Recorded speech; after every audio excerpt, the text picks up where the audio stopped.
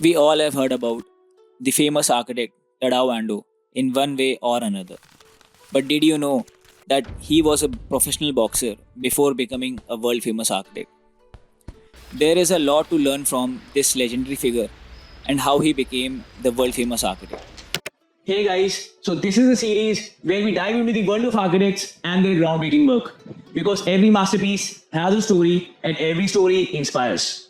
Tadao Ando was born on 1941 in Osaka, Japan. Osaka is the second largest city after Tokyo and it always been a city of commerce. People here are practical, reasonable. They love to talk, negotiate, and crack a lot of jokes. Ando is more of an Osakan than a typical Japanese. You might be surprised by his frank and direct way of talking. Ando grew up in an old, densely populated, working class neighborhood in Osaka. He was adopted by his grandmother due to his family's poor financial conditions. He lived in a typical Japanese house that was only 12 feet wide and 48 feet deep. It was old and rattled when the wind blew. From this experience, Ando understood the power of nature and how it affects daily life. He also realized the importance of natural light through the soft glow that entered his home from Soji. Soji is the traditional door we have seen in Doraemon and other Japanese cartoons. This early life experience of Ando became the foundation style of his architecture. As a child, he was fascinated by the work of carpenters, their craftsmanship, and passion to build. He always wanted to learn this skill but didn't have enough money to attend the college. Since he had to take care of his grandmother, he decided to become a professional boxer to support his family. A few years later, when the 1946 Tokyo Olympics were announced, the Yoyogi National Gymnasium was built for the event. Ando was stunned by the design and the construction of the stadium. This awakened his dream to become an architect. He decided to teach himself architecture and eventually pass an exam to receive his license. At that time, Japan just lifted its international travel ban, allowing him to explore the architecture around the world.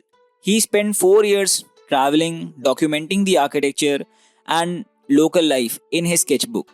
During his journey, he learned about the revolutionary material, concrete, which was becoming the future of modern architecture. He also fell in love with Notre Dame des Huttes by Le Corbusier and became a great admirer of his work. Notre Dame des Huttes is a Catholic church on the outskirts of Paris. The most striking feature is its curved roof, which appears to peel up towards the heavens. The roof seems to float above the building, supported by the embedded columns in the wall. The design creates a 10 centimeter gap between the roof and the walls, allowing a silver of clerestory light to enter. This was a remarkable structure for its time. Coming back to Ando's story, when he returned Japan, he opened his own architectural studio at the age of 28. No one wanted to hire a young architect with no formal degree or experience. But Ando was used to overcoming challenges. His background as a boxer had shaped his quiet fighting spirit and stoic perseverance, qualities that later became his strength as an architect. His first commission was a residential project for a couple. He designed the house for three people, the couple and their child. However, the wife became pregnant and had twins. The house suddenly became too small for a family of five. As a joke, the couple said it was bad planning on the architect's part and asked him to take the responsibility. Eventually, Ando bought the house and made it his office, where he ran his firm for several years. The project that made him known in the Japanese architectural community was the row house of Sumiyoshi. It shocked other architects because Ando did something unimaginable. For an extremely low budget project, he stripped away unnecessary details and inserted a minimalist concrete block into a row of traditional wooden houses. The house had no opening except the central courtyard. This open air courtyard became the main source of natural light and connected residents to nature in their daily lives. The design of the house was highly controversial. When it rained, things got wet because of the open courtyard. The owner had to use an umbrella just to cross the courtyard and reach the bathroom. The house was also cold in winter since it had no heating. When the owner jokingly complained, Ando would reply, "It is what it is." That's how nature works. If one sweater isn't enough to keep you warm, put another one on. He never tried to sugarcoat the raw power of nature. Despite the controversy, the house won the Architectural Institute of Japan Prize in 1979, making Ando a national figure. People were stunned by his fearless approach and willingness to challenge the conventions. You can see this design philosophy in all of his future projects. The play of natural light is the signature feature of Ando's architecture. Glass, wood, and concrete walls appears in almost all of his projects. Later, Ando successfully ran his own architectural firm.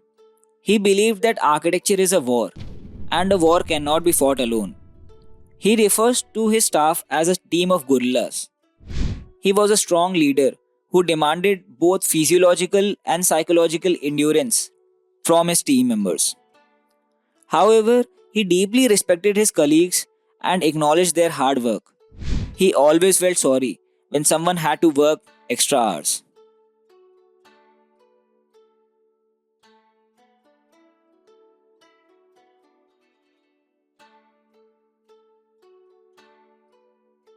Now, what we should learn from him? No matter your financial situation, you should always follow your passion and dreams. You must fight like a boxer against the current circumstances without giving up. Traveling around the world is important because architecture cannot be fully understood by media alone. Architects are shaped by the real world experiences. Architecture is a tough profession. Building your name in the industry is not easy as a fresher. But you should believe in yourself. Your passion for architecture will push you to the top. You must be brave in architecture. Put your design out there and be ready for the criticism. People don't always like what they aren't used to. But over time, your design style will grow on them, becoming your signature identity that will set you apart from the crowd. And do remember, if Tadao Ando can do it, then we can definitely do it too.